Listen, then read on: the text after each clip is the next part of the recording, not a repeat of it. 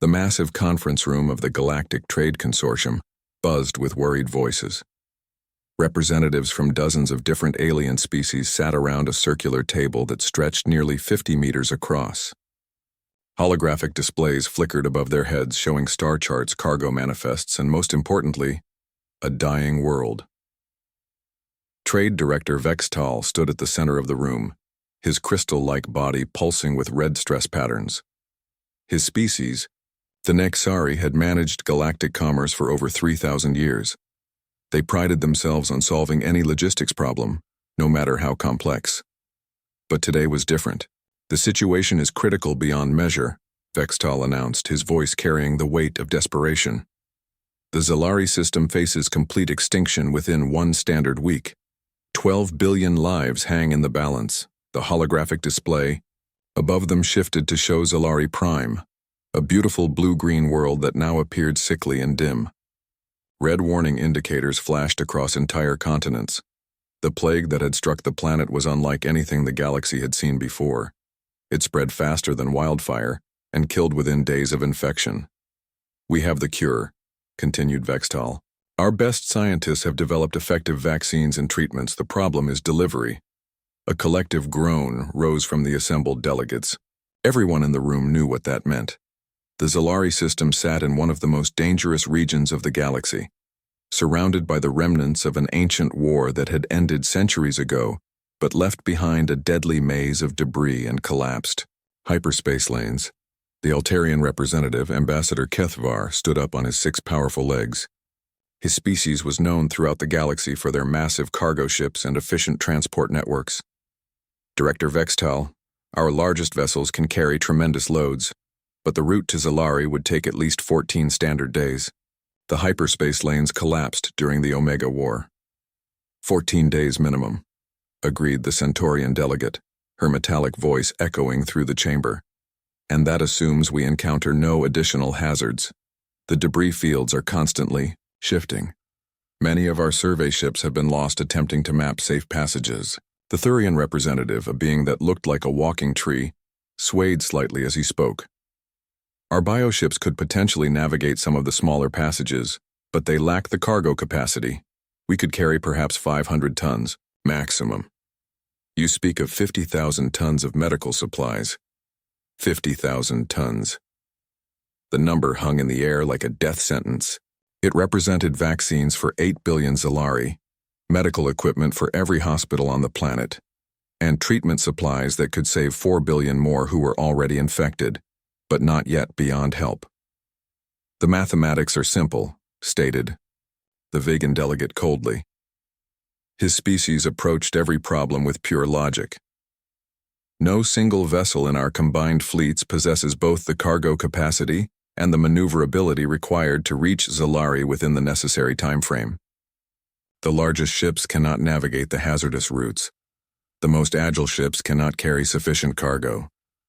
One by one, each species offered their assessment.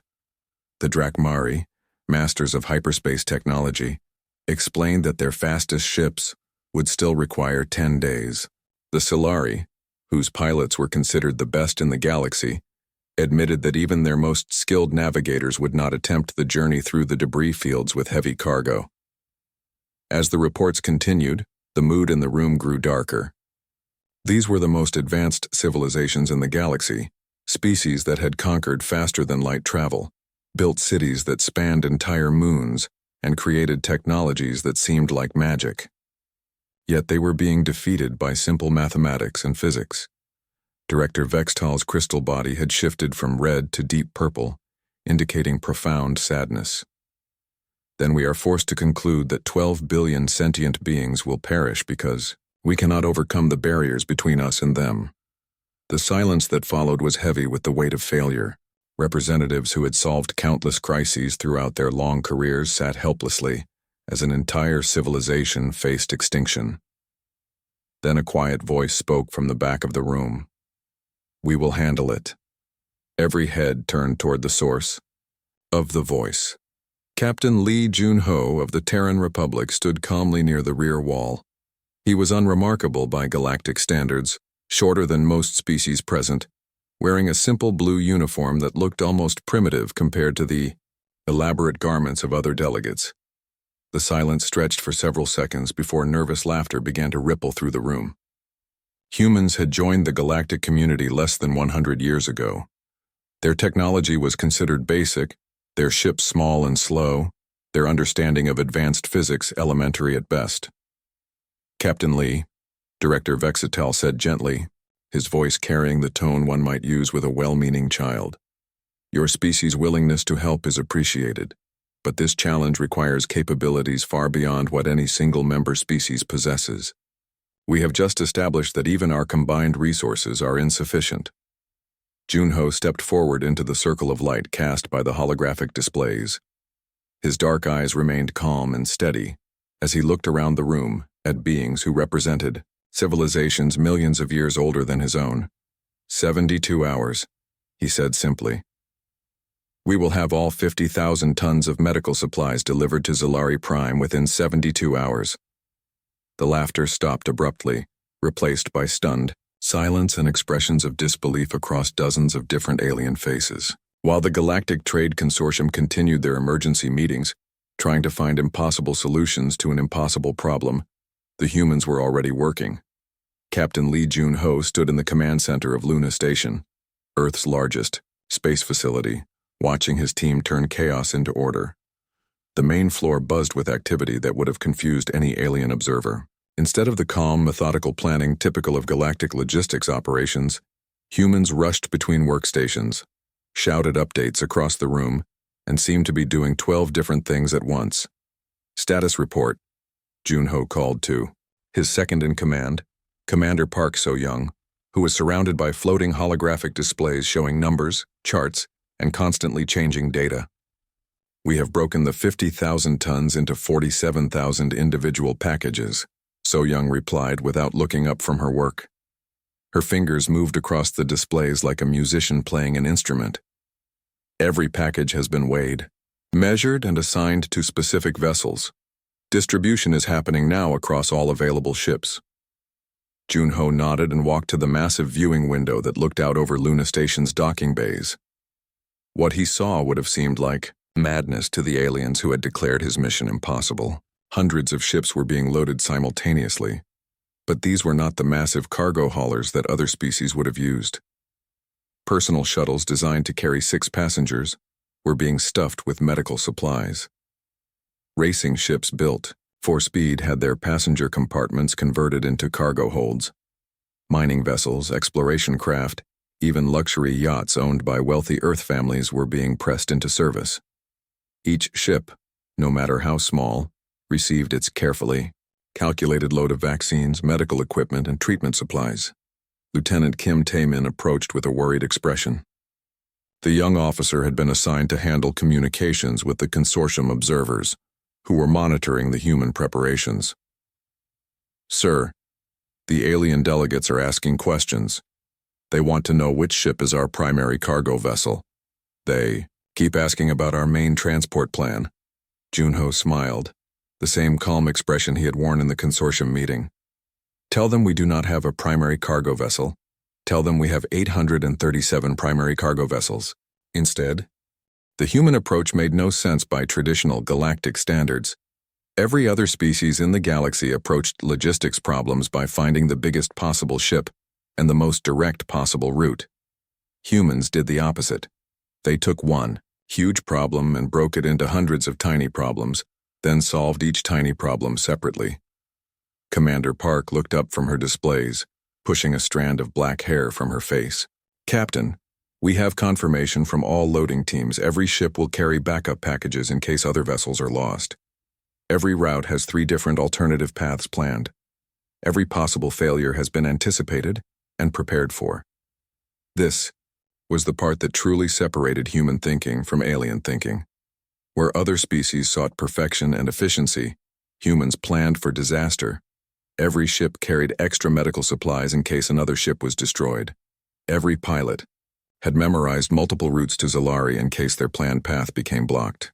Every possible thing that could go wrong had been considered, and backup plans had been made for the backup plans. The loading process itself was a marvel of organized chaos. Human workers moved with practiced efficiency, but they also improvised, constantly. When a cargo container was too large for a small ship, they broke it down into smaller pieces.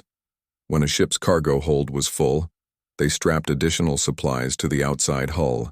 When official loading procedures would have taken too long, they ignored the procedures and loaded the ships anyway. Lieutenant Kim returned with an update from the alien observers. "Sir, the consortium delegates are now asking about our navigation. Computers. They want to know how we plan to calculate safe routes through the debris fields with so many small ships." "What did you tell them?"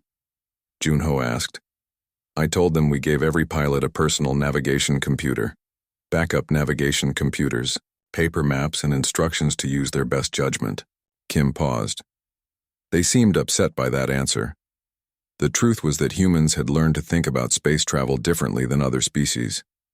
While aliens relied on massive computers and perfect calculations, humans trained their pilots to be flexible and creative. Every human pilot had been taught to navigate by stars, to calculate trajectories manually, and to make decisions quickly when technology failed. Commander Park stood and walked to the window beside her captain. Below them, the last of the supply, packages were being loaded onto ships of every size and description. "The swarm is ready, Captain. All vessels report that they are prepared for departure." Junho activated the station-wide communication system that would reach every ship in their improvised fleet. His voice was calm and steady, but underneath the calm was the iron determination that had carried humans to the stars. "All ships, this is Luna Control. You know the mission. 12 billion lives depend on us getting through those barriers and delivering our cargo. Stay flexible, stay smart, and remember what we learned in training. There is no such thing as impossible. There are only problems that require creative solutions." Across the solar system, engines began to fire. 837 ships of every size and description started their journey toward a distant, dying world. The largest fleet in human history was about to attempt something the galaxy's greatest civilizations had declared impossible, and they were going to succeed. The alien observers stationed at monitoring posts throughout the galaxy watched their long-range sensors with growing confusion. The human fleet that had departed from Earth space was behaving unlike any military or cargo operation they had ever witnessed. Instead of forming the neat, organized convoys that every civilized species used for long-distance travel, the humans had scattered across space like seeds thrown by the wind. "This makes no sense," muttered Ambassador Kethvar from his observation post on Altarian Station. His 6 eyes tracked dozens of different trajectories on the holographic display before him. "They are using routes through the Phantom Nebula, the grinding fields, even the unstable sectors near the collapsed pulsar. No sane pilot would attempt these passages." On the display, hundreds of small dots representing human ships moved along paths that violated every principle of safe space travel. Some ships flew through asteroid fields that would crush larger vessels. Others used dangerous slingshot maneuvers around dying stars to gain speed. A few were actually flying through the outer edges of black hole systems, using the gravity wells to change direction in ways that should have been impossible. Captain Lee Junho's voice crackled across the long-range communication network from his command ship, a modified courier vessel called the Determination. "Luna Control to all units. We have detected solar storm activity along the primary corridor. Groups 7 through 12 execute alternate routing protocol Tango 4 immediately." Without hesitation, over 100 ships changed course. The alien observers watched in amazement as the human pilots switched to completely different routes, without question or confusion. Each pilot seemed to have memorized multiple paths to their destination, ready to adapt at a moment's notice. The Vegan delegate, monitoring from his species' deep space station, activated his communication system to contact other observers. "Are you seeing this coordination? They are sharing navigation data in real time, updating their routes based on information from ships hundreds of light years away." It was true. The human fleet operated like a single living organism. When one ship discovered a hazard, every other ship in the fleet knew about it within minutes. When a group found a faster route, they immediately shared the information with vessels that could benefit from it. The constant chatter of human voices filled the communication channels as pilots reported everything from debris fields to solar, wind conditions. Lieutenant Kim Tae-min found himself piloting a converted racing yacht loaded with antiviral compounds through one of the most dangerous sectors in the galaxy. The Omega War debris field stretched for millions of kilometers, filled with the twisted remains of battleships and space stations that had been destroyed centuries ago. The wreckage spun slowly through space, creating a constantly changing maze of deadly obstacles. Taemin to control, he reported, his voice steady despite flying between pieces of metal that could destroy his small ship with a single collision. Navigating Sector 77 Alpha, debris density is higher than our intelligence reports indicated, but the small profile approach is working. I can fit through gaps that would stop a larger vessel. This was the genius of the human approach. Where other species would have needed to find safe corridors wide enough for massive cargo ships, the humans could thread their tiny vessels through spaces barely larger than the ships themselves. They flew like pilots in an atmosphere, making constant small adjustments and using every bit of available space. Commander Park So-young, coordinating the operation from her position aboard a supply management vessel, watched her displays as the fleet spread across dozens of star systems. Captain, we are receiving reports from all sectors. The swarm deployment is proceeding better than expected. Several groups are actually ahead of schedule. The alien observers continued to monitor the impossible operation with growing respect and bewilderment. The Centaurian military attaché, a species known for their precise battle formations, spoke into his communication system with something approaching awe. They are treating space logistics like atmospheric combat flight. Impossible formations, impossible risks, impossible coordination. Yet somehow it works. When a group of human ships encountered unexpected gravitational anomalies that would have forced conventional vessels to turn back, they did something that had never been seen before in galactic shipping. The formation split apart like a school of fish avoiding a predator, with individual ships finding their own paths through the danger zone before regrouping on the safe side. Group 15 to all vessels, came the voice of Captain Chang Min-ho over the communications network. We have successfully navigated the anomaly field, sending updated route data to Group 16 through 20. The path is narrow, but passable, for ships our size.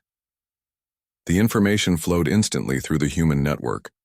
Within hours, dozens of other ships were using the same route, turning an obstacle into an advantage. The aliens watching began to understand that they were witnessing something revolutionary. The humans had not just found a way to complete an impossible mission. They had created an entirely new way of thinking about space travel. As the 40-hour mark approached, human ships began entering the outer regions of Zilari space. The plague-stricken system had not expected any help for weeks, if at all. Now their long-range sensors were detecting the approaching swarm of human vessels, still scattered across multiple trajectories, but all converging on their destination. Commander, Park's voice carried across the fleet communications. All groups, we are 30 hours from Zilari orbit. Maintain formation cohesion and prepare for final approach protocols. The hard part is over. Now we just have to land. Across the galaxy, 837 human ships pressed forward toward their impossible deadline, 51 hours. After leaving Earth space, the first human ships began appearing in Zilari orbit like shooting stars emerging from hyperspace. The plague-stricken world below had been preparing for the end of their civilization. But instead, they watched in amazement, as vessel after vessel materialized from the void. These were not the single massive freighter they had expected, but a constant stream of smaller ships arriving from dozens of different directions. Captain Lee Jun-ho stood on the bridge of the Determination as his ship completed its final hyperspace jump. Around him, his crew worked frantically to coordinate what appeared to be organized chaos. Hundreds of ships were arriving in orbit, each one carrying precious medical supplies that could save millions of lives. All vessels, this is Luna. Control, Jun-ho broadcast to his scattered fleet. Execute delivery pattern Alpha. Priority medical supplies go to the surface first. Everything else goes to orbital platforms for distribution. Remember, we are not just delivering cargo. We are delivering hope. The operation that followed would have been impossible by any conventional logistics standards. Where normal galactic shipping required days of careful orbital positioning, official landing clearances, and proper docking procedures, the human swarm simply began delivering supplies wherever they were needed most. Ships too small for standard landing protocols found empty parking lots and touched down next to hospitals. Vessels carrying bulk supplies used improvised drop pod systems to deliver packages directly to medical centers. When official landing permissions were delayed by bureaucracy, human pilots simply found sports stadiums, school playgrounds, and shopping center parking areas to land their ships. Lieutenant Kim Tae-min piloted his converted racing yacht toward the surface of Zalari Prime, following his navigation computer to a children's hospital in the planet's largest city. The hospital's landing pad was too small for even his tiny ship, but the building had something better. A rooftop garden where sick children were supposed to play when they recovered from their illnesses. "Control, this is Taemin," he reported, as he carefully set his ship down among the flower beds. "Delivering 2 tons of pediatric antibiotics to Zalari Children's Medical Center, landing on the recreational roof garden. The local medical staff are, well, they seem very surprised." That was an understatement. The Zalari doctors and nurses who rushed onto the rooftop had been expecting to watch their young patients die from the plague. Instead, they found a human pilot climbing out of a small spacecraft, carrying cases of medicine that could save every child in their hospital. Commander Park So-young monitored the controlled chaos from her position aboard the Fleet Coordination vessel. Her displays showed hundreds of delivery points across the planet, each one representing medical supplies reaching people who desperately needed them. The systematic approach that should have taken weeks was happening in hours. "Sir, I have good news and unusual news," she reported to Captain Junho. "The good news is we are ahead of schedule on all critical deliveries. The unusual news is that our pilots are being very creative with their interpretations of landing protocols." "Define creative," Junho replied, though he was smiling as he watched his tactical display show successful deliveries happening across the planet. Lieutenant Chang just delivered 4 tons of surgical supplies to Zalari General Hospital by landing in their employee parking garage. The local staff are calling it a miracle. Captain Kim landed on top of a shopping center to deliver vaccines to an emergency medical station they set up in the building, and Pilot Lee somehow managed to land inside a sports stadium to reach a field hospital they built on the playing field. The Zalari, who had been preparing funeral preparations for their entire civilization, instead found themselves witnessing what their news services were already calling the Great Human Delivery. Medical supplies that should have taken weeks to distribute through proper channels were being hand-carried directly to hospitals by human pilots, who treated every delivery as a personal mission to save lives. Captain Chang Min-ho's voice crackled over the communications network. "Control, this is Chang. Just delivered critical plasma compounds to the main medical complex in Sector 7. The head physician started crying when she saw the supplies. She says they have enough medicine now to treat everyone in the hospital. Mission status, definitely accomplished." As the 60th hour approached, the impossible was becoming reality. Human ships continued to arrive in Zalari space, but now, they were arriving to a planet that was celebrating instead of dying. Every hospital on the planet had received the supplies they needed. Every medical center had vaccines for their patients. Every emergency clinic had treatment drugs that could save lives. The Zalari communication networks, which had been broadcasting funeral preparations just days before, were now filled with stories of human pilots who had risked their lives to deliver medicine. Children who had been expected to die were receiving treatments. Doctors who had given up hope were back to saving lives. Captain Junho received the final confirmation at exactly 59 hours and 37 minutes after leaving Earth space. Every single package of medical supplies had been delivered successfully. Not one ship had been lost. Not one delivery had failed. The impossible logistics operation had been completed ahead of schedule. "Luna control to all vessels," he broadcast to his fleet. "Mission accomplished. 12 billion lives saved. All ships, you have performed beyond expectations. The galaxy will remember what we accomplished here." Below them, on the surface of Zalari Prime, 12 billion people continued living instead of dying, all because humans had refused to accept that something was impossible. 6 months after the Zalari delivery, the massive conference room of the Galactic Trade Consortium looked completely different. The same circular table where species had once declared the mission impossible now bore a simple metal plaque that read Human Logistics Doctrine Implementation Center. Representatives from across the galaxy sat in the same seats, but their expressions had changed from skepticism to curiosity and respect. Captain Lee Jun-ho, now wearing the uniform of Director of Galactic Emergency Logistics, stood at the center of the room explaining principles that had seemed like madness just half a year ago.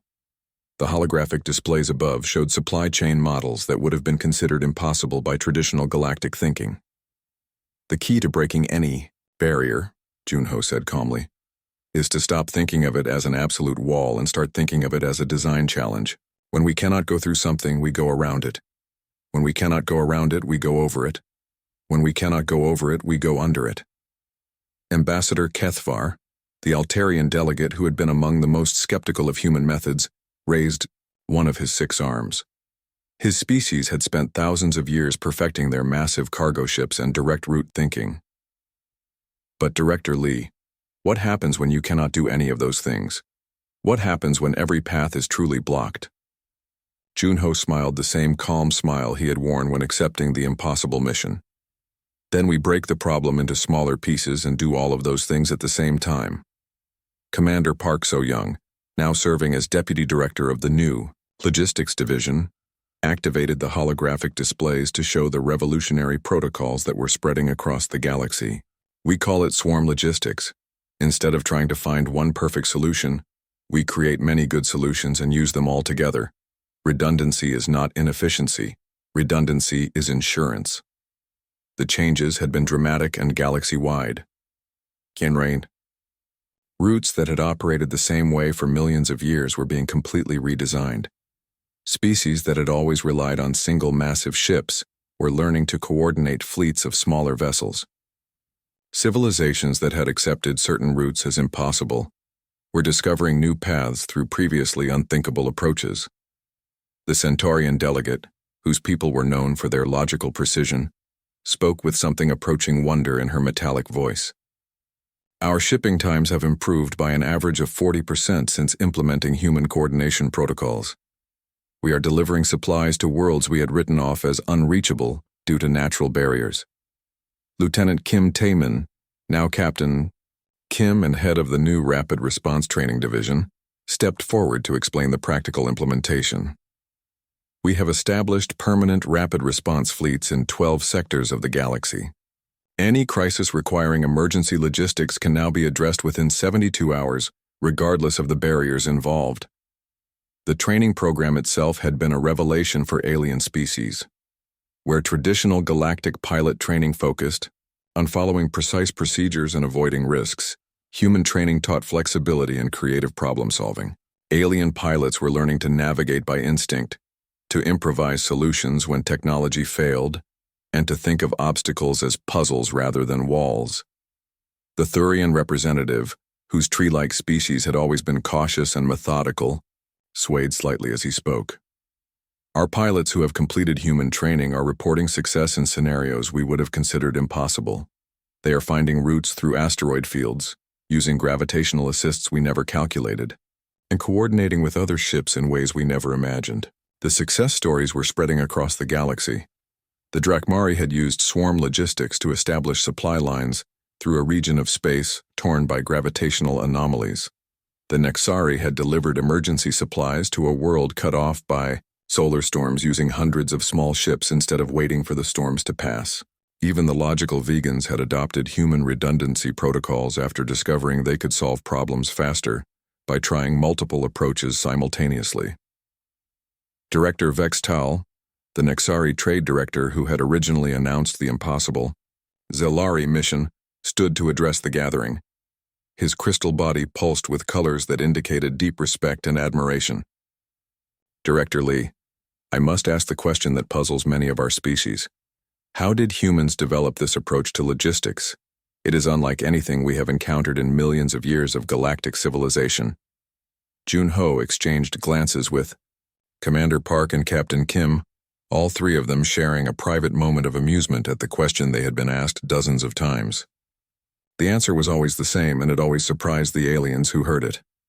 "Well," Junho said, his expression becoming slightly playful, "we had this thing on Earth called pizza delivery. When humans promise food in 30 minutes or less, the laws of physics become more like suggestions than absolute rules." Laughter filled the chamber, though some species were still learning to understand human humor. The sound was different from the nervous laughter that had greeted Junho's original promise to save Zalari. This was the laughter of beings who had learned to appreciate the strange wisdom of a young species that refused to accept limitations. As the meeting concluded, representatives returned to their worlds carrying new protocols, new training methods, and new ways of thinking about the impossible.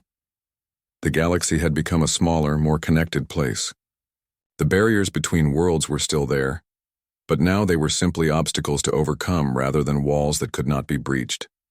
And in the Zalari system, where 12 billion people lived their daily lives in peace, children learned a simple lesson in their history classes: when humans promise to handle something, they mean it.